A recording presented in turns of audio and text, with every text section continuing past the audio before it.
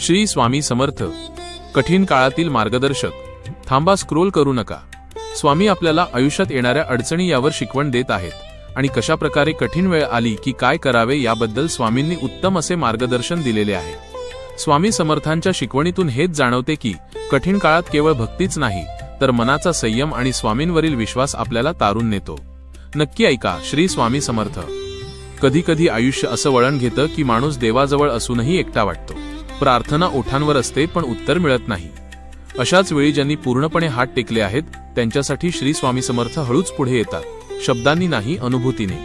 अक्कलकोटच्या रस्त्यांवर एक दिवस एक थकलेला माणूस बसला होता. डोळ्यांत पाणी, हातात काहीच नाही, मनात प्रश्नांचा कल्लोळ. मी इतका का हरलो, हा प्रश्न त्याला छळत होता. तो स्वामींच्या दर्शनाला आला पण समोर उभा राहायचीही हिंमत नव्हती. लाज, अपराधीपणा, अपयश सगळं मनावर दाटून आलं होतं. स्वामी त्याच्याकडे पाहत होते.